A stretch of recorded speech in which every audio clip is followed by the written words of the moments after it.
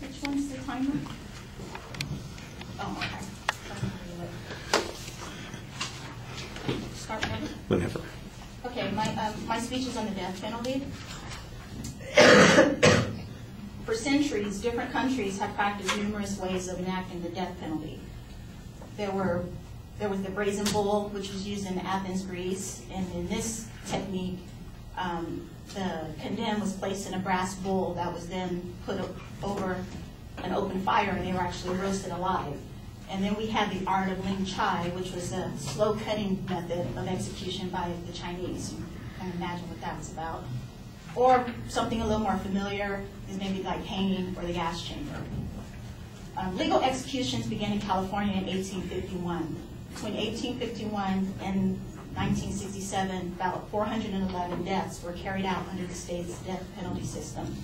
Between 1968 and 1977, the courts went back and forth trying to figure out if death penalty was constituted as cruel and unusual punishment. By the end of 1977, the California State Legislature reinstated the death penalty under certain conditions.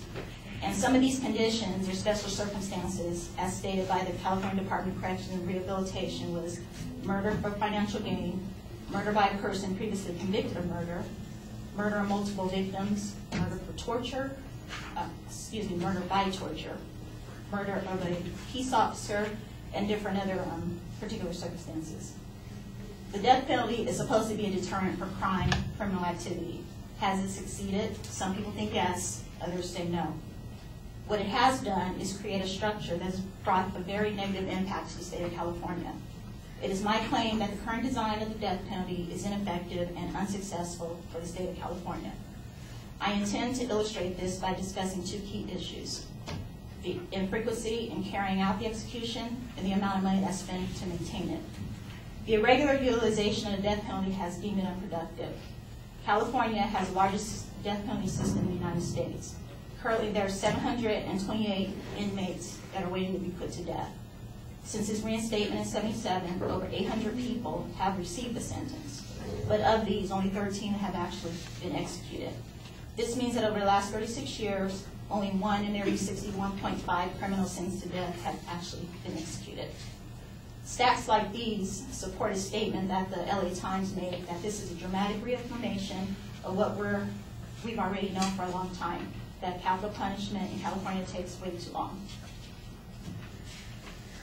In this past November, we had on the ballots, the ballots gave the voters the chance to decide whether or not we should modify the death penalty. One of the factors was because of the limited amount of time people spend on death row. Opponents argue that there is no reason to rush the process because we don't want to put someone who's innocent to death, while others say, well, we can't prove that we have actually put someone to death. I proclaim that there's plenty of proof showing an enormous amount of truly guilty people on death row, and these people are allowed to remain on death row for 20 plus years. As of January, there are 18 people scheduled to die in 2013 by the death penalty, but none of these are in California. So death penalty is really no use.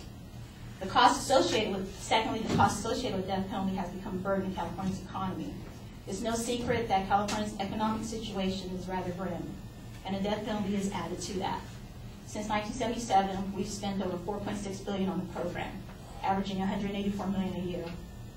The total of these costs are pretrial costs and actual costs. There are automatic appeals at state and federal levels, and then the incarceration costs. Incarceration costs for death penalty inmates is $90,000 a year. This is compared to $40,000 a year to house an inmate that's in for life. Authorities at the Death Penalty Information Center calculated that if the governor commuted the sentence of those remaining on death row to life in prison, it would immediately save $170 million per year, which over the next 20 years would save about $5 billion. Luckily, our government, Instead, additional plans were actually made to build a new facility in San Quentin that would have actually added $356 million to our budget, but luckily our governor decided to cancel that. To conclude, due to the rising economic constraints that plague California's state budget and the facts that I presented, it is important that we revamp the system to result in faster executions of inmates or consider commuting sentences to life in prison. The facts are longstanding. Sorry.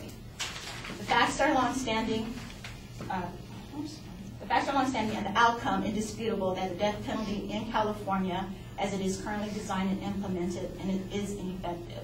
Unfortunately, due to the complacency of our political environment, I am not hopeful of any positive solutions in the near future.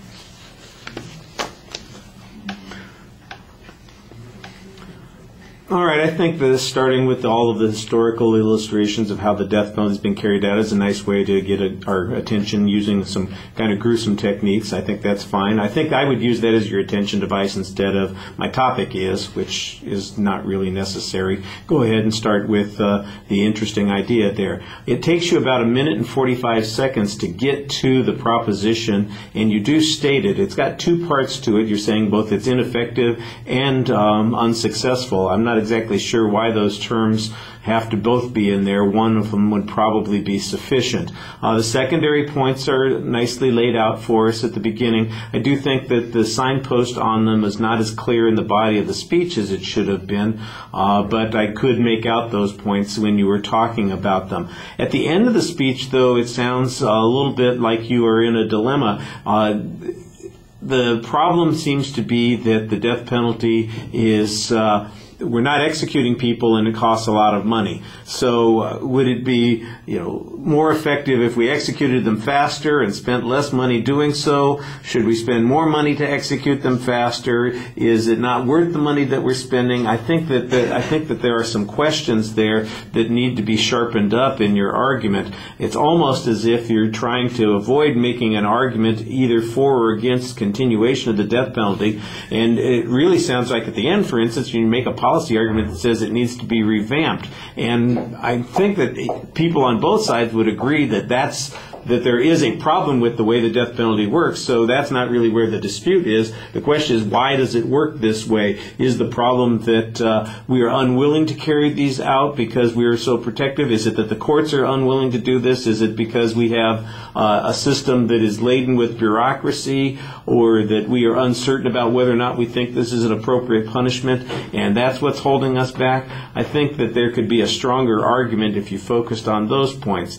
I did think that you provided good information talking about the statistical ratio of executions versus people who are sentenced. The cost issue, for instance, when you mentioned the cost issue, that sounds like you're almost making an argument that we ought to get rid of the death penalty as opposed to that it provides some useful benefit to us. It's almost twice as much to house a prisoner on death row as it is to keep them in the general population.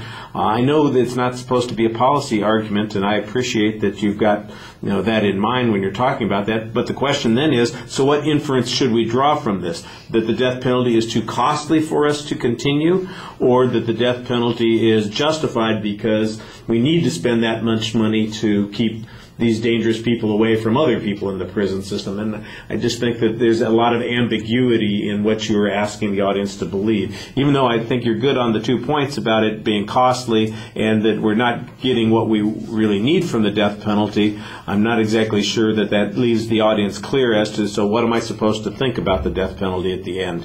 And I think that that should be a little bit sharper. I think you do a nice job vocally speaking to it.